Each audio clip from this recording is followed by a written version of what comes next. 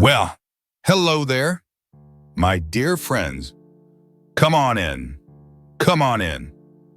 Pull up that comfortable chair of yours, the one with the soft cushion that knows the shape of your back, the one where you settle in with your morning coffee or evening tea. Let me pour you something warm while we spend some precious time together today. I'm Joe. Though most folks around these parts have come to know me as Grandpa Joe over the years, and I'm deeply grateful. More grateful than words can express, that you've chosen to share a piece of your day with me here in our little corner of reflection and remembrance. You know, I've come to understand something profound about life's greatest treasures. They don't announce themselves with fanfare or bright lights. They don't come wrapped in expensive paper or tied with golden ribbons. No. Life's most precious discoveries come wrapped in the most unexpected packages, sometimes hidden in dusty attic boxes, sometimes tucked away in forgotten drawers, sometimes revealed only when our hearts are broken open by loss and we finally have the eyes to see what was always there, waiting for us to understand. Today, I want to share one of those discoveries with you, a story that still brings tears to my eyes and wonder to my heart every time I think about it. And it's a story about my mother's recipe book, about the profound difference between cooking food and cooking feelings, and about how sometimes the most nourishing recipes have absolutely nothing to do with ingredients you can buy at any store. It's a story about love disguised as everyday care, about wisdom hidden in plain sight, and about the extraordinary power of ordinary moments when they're seasoned with intention and stirred with devotion. Before we settle into this journey together, my dear friends, if these conversations we share bring you comfort during those quiet evening hours, perhaps remind you of your own family stories tucked away in memory's gentle embrace, or simply provide a friendly voice when the world feels too fast and too impersonal, I would be deeply profoundly honored if you'd consider subscribing to our little corner of storytelling here. It helps me reach other souls who might benefit from these tales of love and memory. These stories of loss transformed into wisdom. And it tells me that what we're sharing together has genuine meaning in your life. There's something beautiful about knowing we're not alone in our memories, isn't there? Now, let me take you back to a time that feels both like yesterday and an entire lifetime ago. The autumn of 2018, just 3 months and 2 days after my mother, Eleanor May Patterson, passed away at the age of 89. She had lived what anyone would call a rich, full life, a life measured not in years but in the love she gave and the hearts she touched. And her passing was peaceful, surrounded by all 4 of her children and 6 of her grandchildren in the same bedroom where she'd rocked us to sleep when we were small, where she'd sat beside our beds when fever made us restless, where she'd whispered prayers over us through all the seasons of our growing up. But peaceful as her passing was, the emptiness she left behind felt as vast and deep as the October sky, that particular kind of autumn sky that seems to stretch forever, holding both the warmth of lingering summer and the first whispered promises of winter's approach. My siblings and I, Sarah, Michael, Rebecca, and myself had gathered to go through her belongings, that bittersweet ritual that follows the loss of a parent like autumn follows summer. Inevitable and necessary, but somehow still shocking in its finality. It's strange, isn't it? How a lifetime of love and memory can suddenly feel reduced to boxes and decisions about what to keep and what to let go. Each room of her house told stories, held memories like pressed flowers between the pages of a beloved book, whispered of a life lived with purpose and devotion and an almost supernatural capacity for love. But it was in her kitchen, that warm, welcoming heart of her home where so many of our family's most precious memories had been created, where I made a discovery that would change forever how I understood not just my mother, but the very nature of love itself, the very meaning of legacy, the very essence of what it means to nourish another human being. Bitter, if you will, that kitchen where I spent countless hours of my childhood and adulthood. It wasn't fancy or modern. Mom had the same avocado green appliances for 37 years and saw absolutely no reason to change them.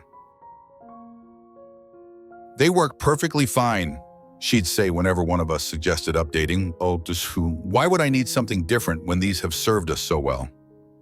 The countertops were worn Formica, installed sometime in the early 1970s, with tiny burns from hot pans and stains from decades of cooking adventures that had become part of the pattern, part of the story.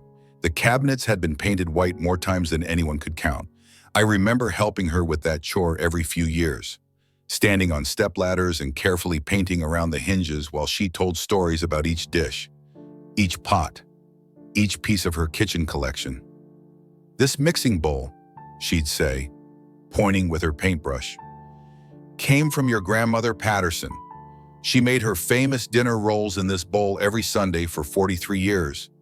And this little ceramic pitcher, your father brought that back from his service in Germany. I've been using it for cream every morning since 1956. But that kitchen had a warmth that no designer could ever capture. No decorator could ever replicate.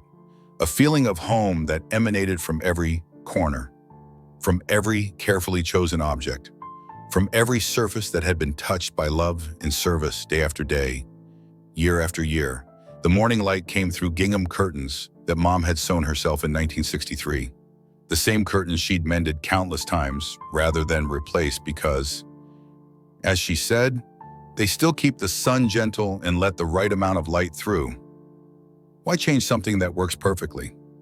The wooden spice rack my father had built for her as a Christmas gift in 1967 still hung beside the old gas stove.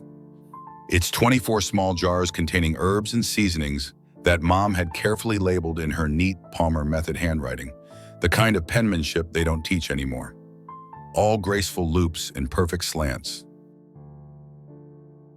Oregano, thyme, bay leaves, cinnamon, nutmeg, each jar telling its own story of meals prepared with care, of flavors chosen not just for taste, but for the memories they would create. The old mixing bowls, a set of pale yellow ceramic that had been a wedding gift in 1952, sat stacked in the cabinet just as they always had, chipped and stained from decades of faithful service. The largest one bore a hairline crack from the time my brother Michael had dropped it while helping with Christmas cookies in 1973, but Mom had never thrown it away.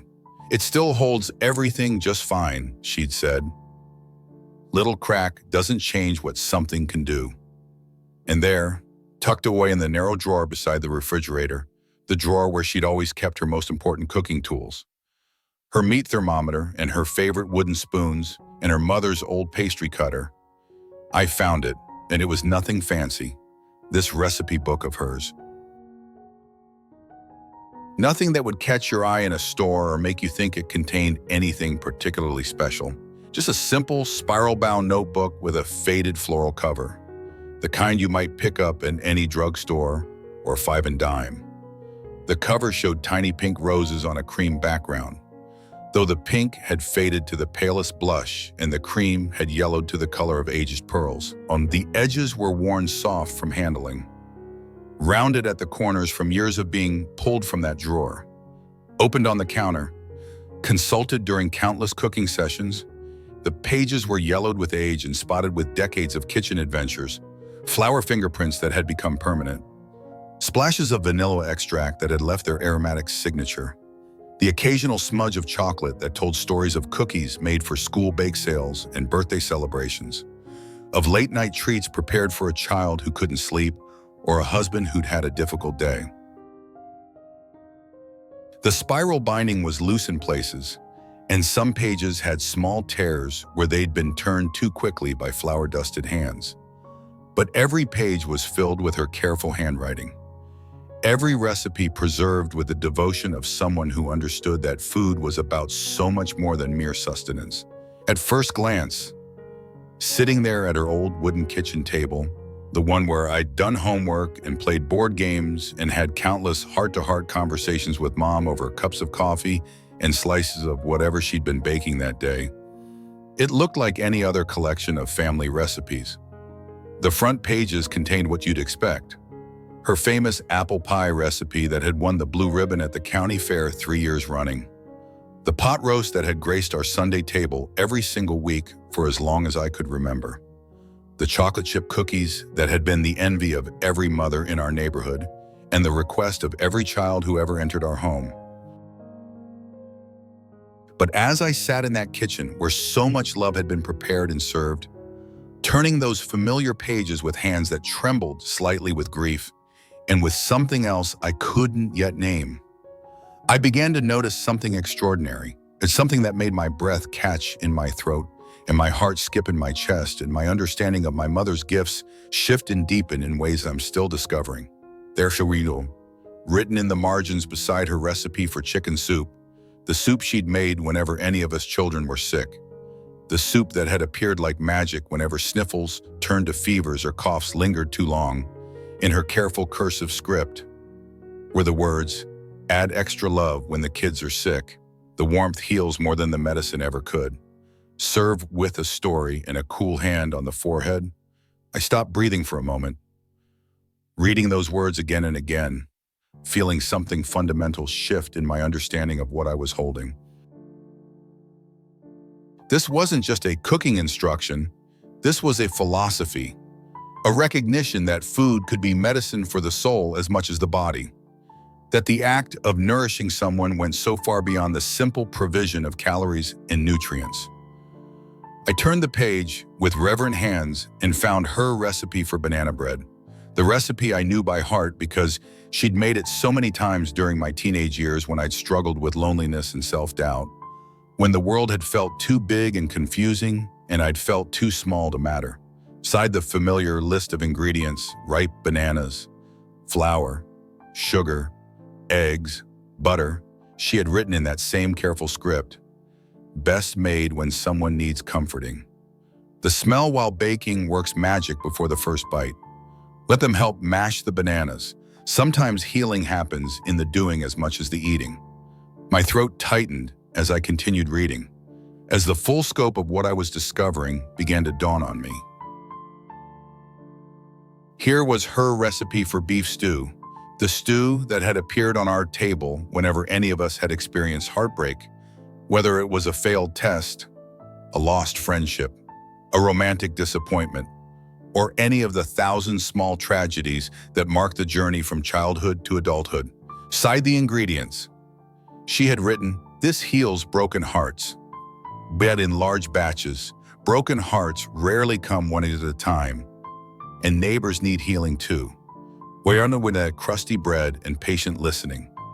And beside her famous apple crisp recipe, the dessert that had marked every celebration, on every accomplishment and every moment worth noting in our family's history, she had added, "Celebration food.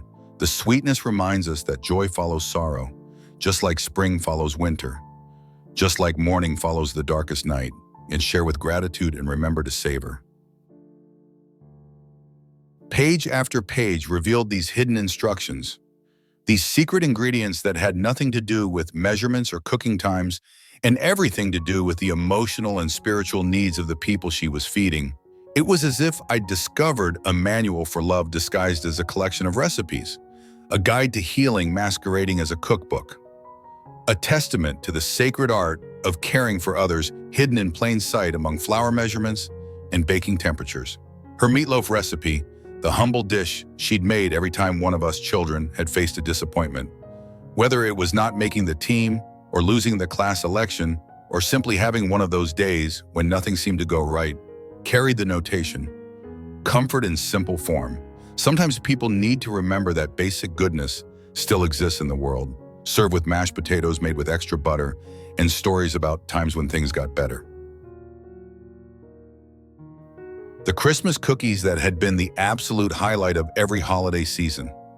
The cookies that had filled our house with the sense of cinnamon and vanilla and pure joy for decades were accompanied by instructions that brought tears to my eyes.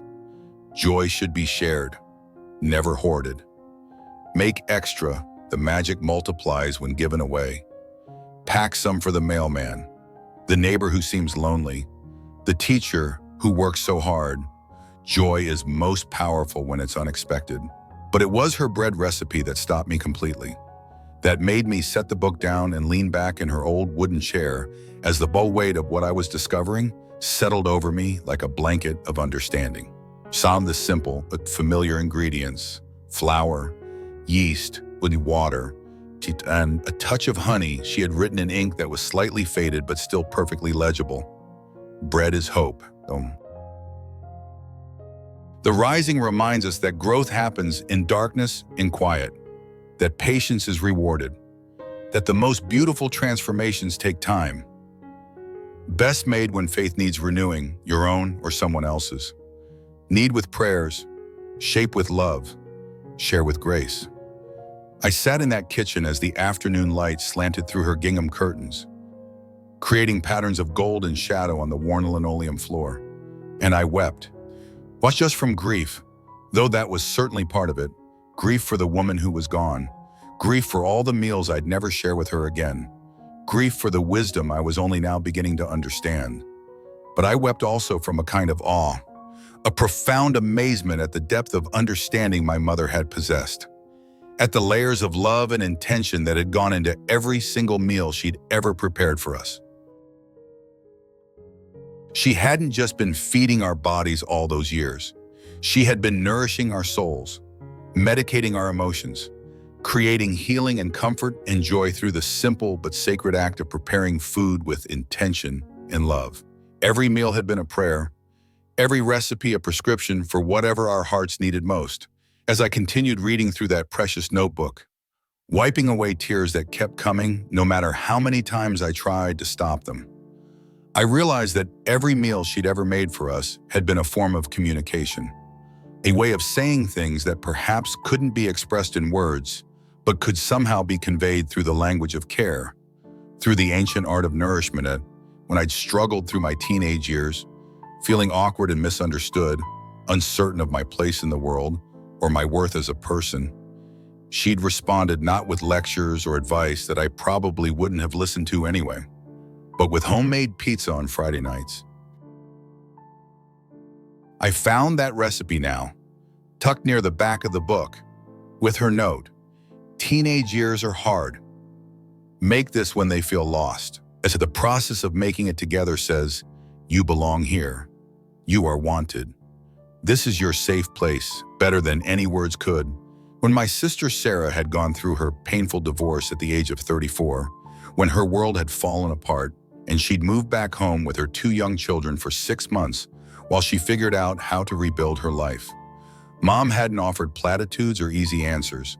Instead, she'd shown up every Sunday with the ingredients for her famous lasagna, and they'd spent the afternoon in the kitchen together, their hands busy with layers of pasta and cheese and sauce, while Sarah's heart slowly began to heal through the simple, meditative act of creating something nourishing together.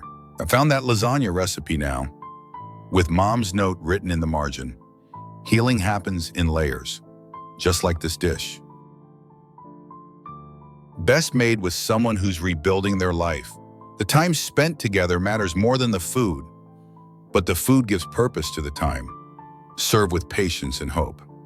I remembered now, with crystal clarity that took my breath away, how after my father's first heart attack when I was 35, Mom had quietly transformed her entire approach to cooking without making a big production of it, without drawing attention to the sacrifice involved, and she'd researched heart-healthy recipes, learned about herbs and spices that could replace salt, found ways to make nutritious food that still tasted like love, that still carried all the comfort and care we'd come to associate with her cooking, beside her new fish recipes, written in the slightly shakier handwriting of her 70s.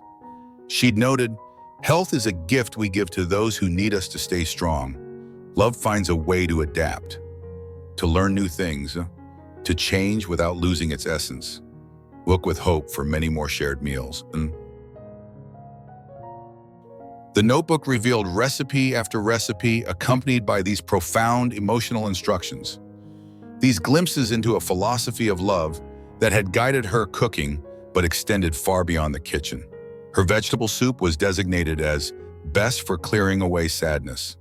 The colors remind us that life is still beautiful, that growth is still possible, that nourishment comes in many forms. Her Sunday morning pancakes were labeled as time magic, create space that moves slower, conversations that go deeper, moments that matter more. Even her simple scrambled eggs, the humble dish she'd made countless times for quick breakfasts before school or easy dinners when someone was running late, carried the note. Emergency comfort food it can be made with whatever's on hand, just like love. Sometimes the simplest things carry the most power to help. But perhaps the most moving discovery was a recipe I'd never seen her make, written on one of the very last pages in handwriting that was slightly more tremulous, clearly added during her final years when arthritis had begun to affect her fingers but hadn't dimmed her wisdom or her desire to help. It was titled simply Healing Tea, and the ingredients were basic: chamomile flowers, honey, fresh lemon, a pinch of ginger. But the instructions were profound, and they made me understand that by the end of her life, she'd distilled all her knowledge about love and care down to its purest essence. This isn't really about the tea, though the ingredients do help. It is served with complete attention, with presence that says you matter more than anything else right now. Sit with the person. Look at them while they drink. Let them know through your focus that they're not alone, that someone sees their pain, that healing is possible.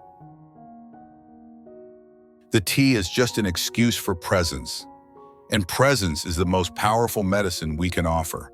I risk saying, sitting in that kitchen, surrounded by the echoes of 1,000 family meals, by the lingering sense of love and service that seemed to have soaked into the very walls, that my mother had been operating from a wisdom I was only beginning to understand. She had recognized something that our modern world, with its rush and hurry and focus on convenience, often forgets: that food prepared with love and intention carries a power that extends far beyond nutrition, far beyond mere sustenance. And she had understood that cooking could be an act of healing, that recipes could be prescriptions for emotional and spiritual wellness, that the kitchen could be a sacred space where broken hearts found mending and weary souls found rest. Every meal had been an opportunity to communicate love, to provide comfort, to create the kind of deep nourishment that feeds not just the body but the spirit. But more than that, she had understood that the act of cooking itself was a form of prayer, a way of channeling love into something tangible, something that could be shared and consumed and transformed into strength and comfort and healing. When she stood at her stove stirring a pot of soup for a sick child, she wasn't just combining ingredients. She was weaving love into sustenance, hope into nourishment, healing into every spoonful. As the weeks and months passed after that discovery, as I shared the recipe book with my siblings and we marveled together over the depth of wisdom it contained, I began to understand that what I'd found was really more than just cooking instructions. It was a manual for living with intention, for recognizing the power we have to heal and comfort others through the simple acts of daily life. In our world today, where so many of us in our later years find ourselves separated from family by distance and circumstance, where quick meals and packaged foods have replaced the slow, intentional process of cooking together, where the art of gathering around a family table has given way to eating in front of screens or grabbing food on the run, Mom's recipe book serves as a reminder of something precious we've perhaps lost along the way. It reminds us that there is profound, almost mystical power in the simple act of preparing food for someone we care about. Not just the calories and nutrients, though those matter too, but the time invested, the attention given, and the love that gets stirred into every dish. When we cook with intention, when we consider not just what will nourish the body, but what will comfort the soul, when we approach the kitchen as a place of healing rather than just a place of meal preparation, we're engaging in one of humanity's oldest and most powerful forms of medicine. And I think about this often now, as I navigate these years of being a grandfather myself, as I try to figure out how to pass on not just Mom's recipes, but her understanding of what they really meant. When my grandchildren come to visit, Emma, now 12, and Jake, who just turned 15, I find myself reaching for Mom's recipe book. Not just for the ingredients, but for the wisdom contained in those precious marginal notes. When little Emma is feeling sad about something at school, when the social dynamics of middle school have left her feeling excluded or different, or not quite enough, I make Mom's famous chocolate chip cookies. And I add that extra measure of love she always recommended for difficult days.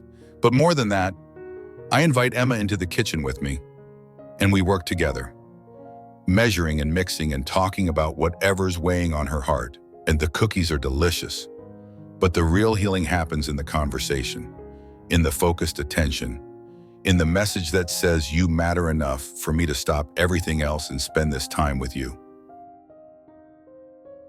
And when my grandson Jake is struggling with confidence issues, when he's questioning his worth or his abilities or his place in the world the way teenagers have done since the beginning of time, I invite him into the kitchen to help me make bread, remembering Mom's note about how the rising process reminds us that growth happens in darkness and quiet, that patience is rewarded, that the most beautiful transformations take time. We knead the dough together, and I watch as the simple but rhythmic motion seems to calm something in him, as the physical act of working with his hands creates space for his thoughts to settle. We talk while we work, sometimes about big things, sometimes about nothing at all, and I see him begin to understand his own potential for growth and transformation through the metaphor of bread rising, through the tangible proof that good things come to those who wait and work and trust the process. The recipe book has taught me that cooking can indeed be a form of prayer, a way of expressing love that goes deeper than words, that reaches parts of the heart that language cannot touch. And when I prepare a meal now, whether it's for family or friends or neighbors, I find myself thinking not just about flavors and presentation, but about what the people I'm feeding might need emotionally, spiritually, in the deepest parts of their hearts. Are they stressed and in need of comfort? I reach for one of Mom's comfort food recipes, something that says, slow down, breathe, remember that simple pleasures still exist. Are they celebrating and in need of joy? I choose something festive, something that says this moment matters. This happiness deserves to be marked and remembered. Are they grieving and in need of the kind of nourishment that says you are not alone in this darkness? I make something that requires time and attention, something that carries the message that they're worth the effort, that their pain matters, that healing is possible. This understanding has enriched not just my cooking, but my entire approach to caring for others. My whole philosophy of what it means to love well.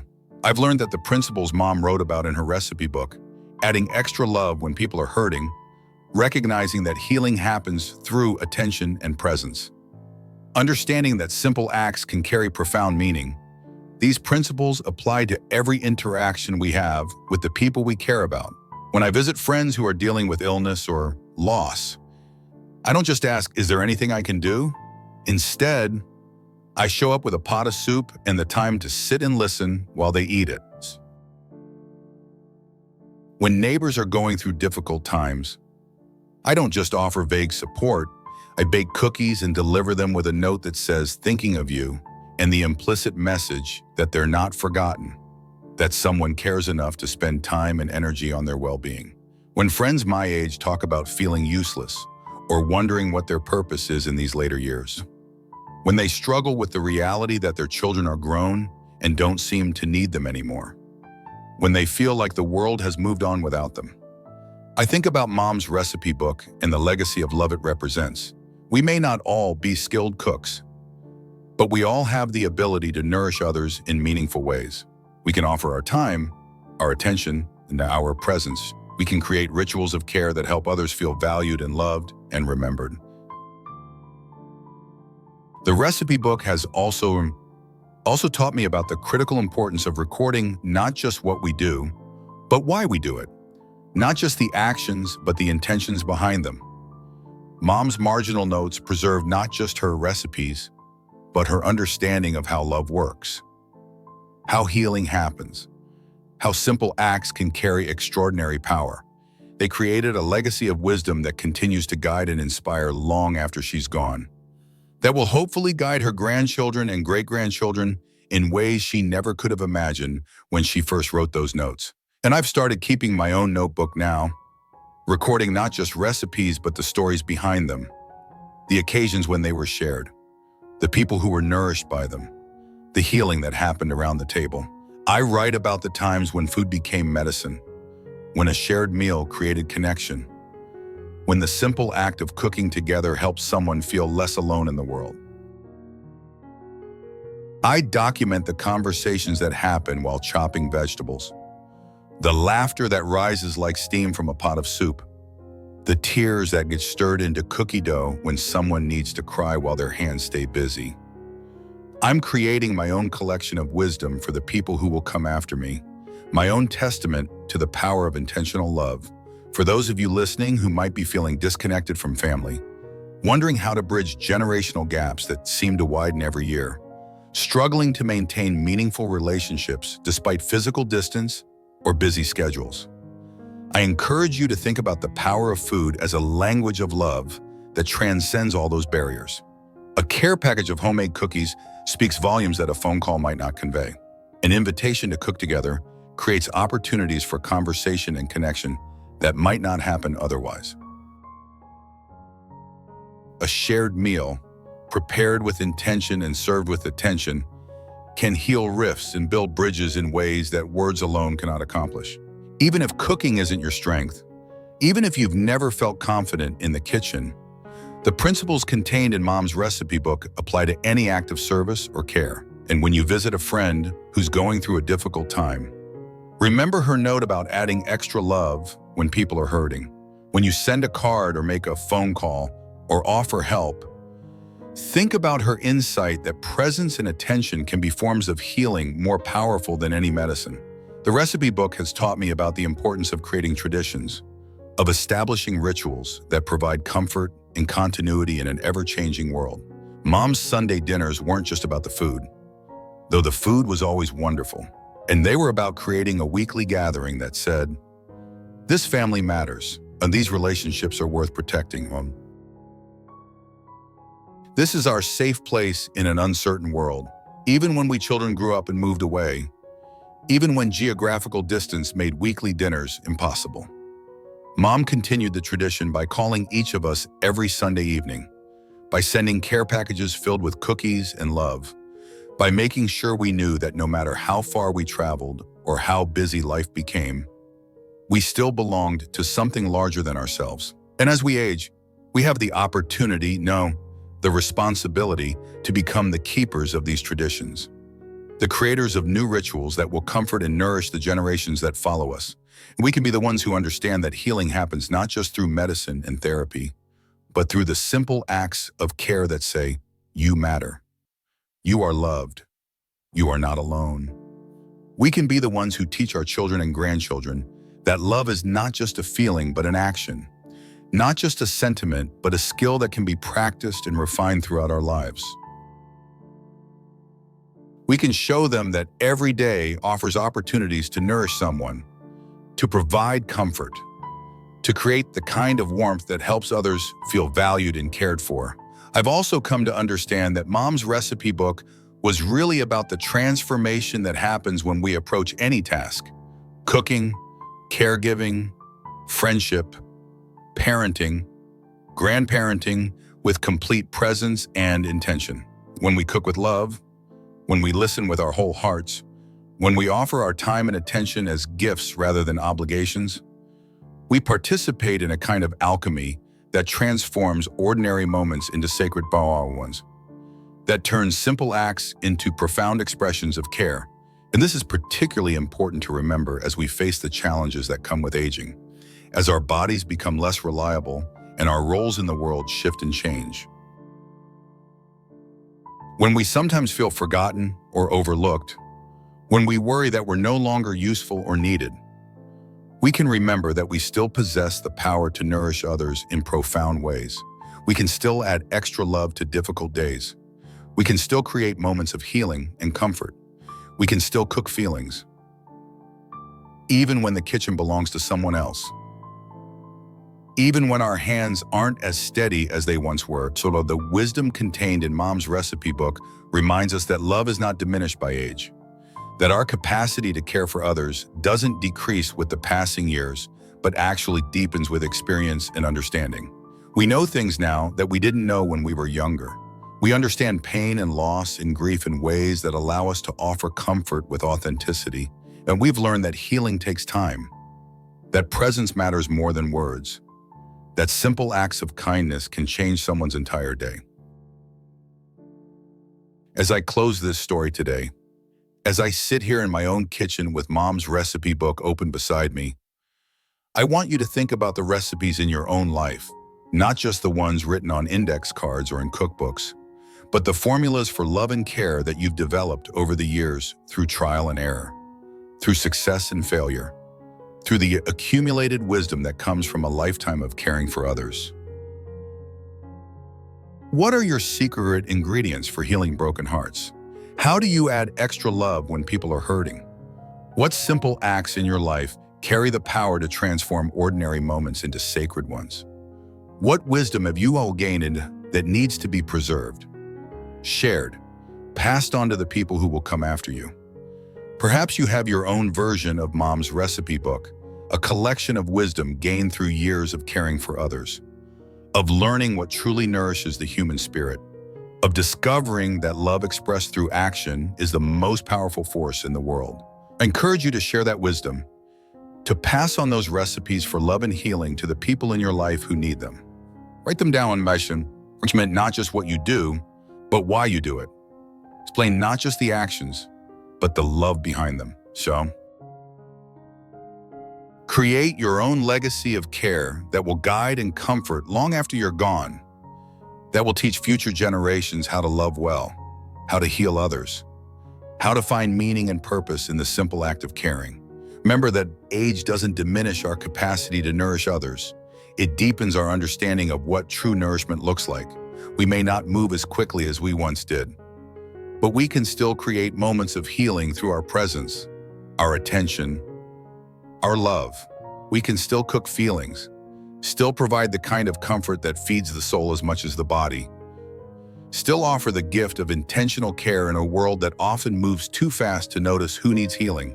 My friends, the greatest recipes aren't always the ones that create the most impressive dishes, but the ones that create the most healing, the most comfort, the most love. As you go through your days, remember that you carry within you the power to nourish others in ways that extend far beyond food. You can add extra love to difficult moments. You can create healing through your presence. But you can cook feelings that will warm hearts long after the meal is forgotten. Because the world needs your unique recipe for love more than you know. The people in your life, your children, your grandchildren, your friends, your neighbors, they need the special kind of nourishment that only you can provide. The comfort that comes from your particular way of caring. The healing that happens when you approach them with intention and love. Thank you for spending this time with me today, for allowing me to share this precious discovery from my mother's kitchen and the lessons it continues to teach me every single day. If this story has stirred memories of your own experiences with love expressed through food, through care, through the simple acts that nourish the soul, I'd love to hear about them. The greatest legacy we can leave isn't measured in what we accomplish or accumulate, but in the love we share, the comfort we provide, and the ways we help others feel valued and cared for and remembered. Let's keep cooking those feelings. And then my friends, I keep adding extra love to every day. Keep creating moments of healing and comfort and joy through the sacred art of intentional care. Until next time, remember that every act of care, no matter how small it might seem, carries the power to heal and transform. Stay present, stay loving, and remember that the best ingredients for any recipe for a meaningful life are always attention, intention, and an extra measure of love, served with patience and seasoned with grace. And take care of yourselves, and take care of each other. And the recipe for a meaningful life is simpler than we sometimes think, but it requires the one ingredient that never goes out of style, never loses its power, never fails to transform the ordinary into the sacred: love, served with complete presence and genuine care, stirred with wisdom and seasoned with hope And remember, my dear friends, that in Mom's kitchen, as in life itself, the most important ingredient was never written in any recipe book. It was the love that guided every choice, the intention that seasoned every dish, and the understanding that when we feed others, we feed ourselves. When we heal others, we find our own healing. When we love others well, we discover the true recipe for a life that matters.